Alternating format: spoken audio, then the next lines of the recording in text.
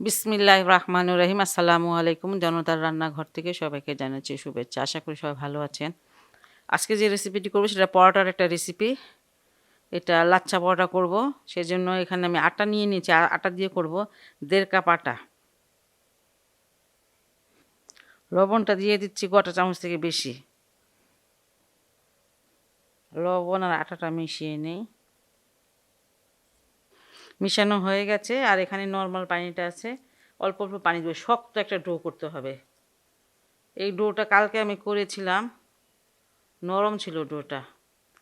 পরোটা বানিয়েছি, পরোটাটা অবশ্য হয়েছে কিন্তু লাচ্ছাগুলো তো মানে দেখা যাচ্ছিল না, সেজন্য আর সেটা বাদ দিলাম। আর এই জন্য আপনাদেরকে বলে দিচ্ছি শক্ত করে ডোটা করবেন।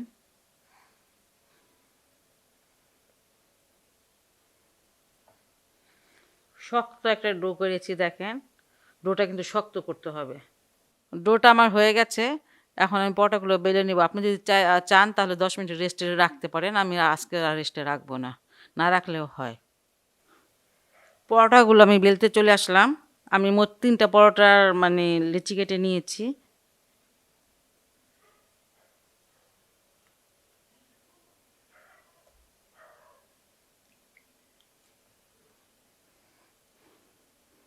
একটু তেল দিয়ে নিলাম।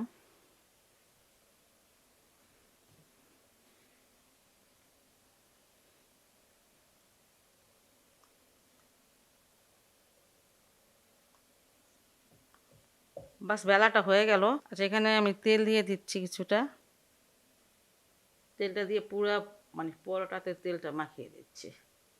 আর এখানে আটা ছিটিয়ে দিচ্ছি। এটা শুকনো আটা। এই কাজটা আপনি ছুরি দিয়ে করতে পারেন বা পিজা কাটা দিয়ে করতে পারেন, যেটা হাতের কাছে থাকে সেটা দিয়ে করবেন। এই যে পাতলা পাতলা করে একটু কেটে নেবেন। কাটাটা হয়ে গেছে আমার। এখন আমি একদিকে এটা মানে কাটাগুলোর সাথে জড়ো করে নিব। কাটাগুলো সব উঠিয়ে নিবেন, তারপরে করবেন কি এই 2 সাইডটা ধরবেন। এইসব কাটাগুলো হাতে নিয়ে আর 2-1টা যদি থেকে যায় বা ছিঁড়ে যায় সমস্যা নাই। এই যে এইভাবে ধরবেন, ধরে এমন করবেন, একটু লম্বা করে নেবেন। এই আস্তে আস্তে আস্তে আস্তে যেমন করবেন আর একটু লম্বা হয়ে যাবে। তারপরে এটাকে মুড়িয়ে নেবেন এইভাবে। সহজ, খুবই সহজ। এই দেখেন এমন করতেছি।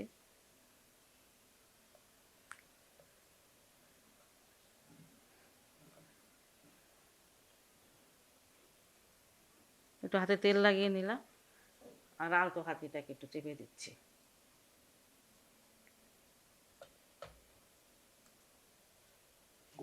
আস্তে আস্তে বেলে নেবেন।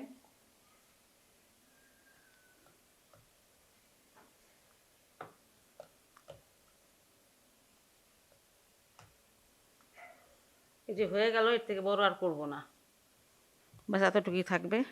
অন্যগুলো এইভাবে করে আমি বেলে নিব। পরোটাগুলো আমি ভাজতে চলে আসলাম। চুলায় একটা ফ্রাই প্যান দিয়েছি আর দিয়েছি 1 চামচ তেল। আর এখন দিয়ে দিচ্ছি পরোটাটা।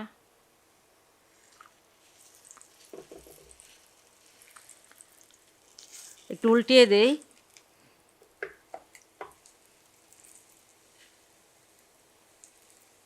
আঁচটা কিন্তু বেশি থাকতে হবে। দেখেন মাশাআল্লাহ কত সুন্দর লেয়ারগুলো হয়েছে। একদম আপনি প্রতিটা লেয়ার আলাদা আলাদা করতে পারবেন। খুব সহজভাবে দেখালাম, খুব সহজ একটি রেসিপি। এটা অবশ্যই বাসায় ট্রাই করবেন। আর যদি আপনাদের আমার রেসিপিটি ভালো লাগে তাহলে অবশ্যই অবশ্যই আমার চ্যানেলকে লাইক কমেন্ট সাবস্ক্রাইব করুন। সবাই ভালো থাকবেন, সুস্থ থাকুন, নিরাপদে থাকুন, এই দোয়া করি। আল্লাহ হাফেজ।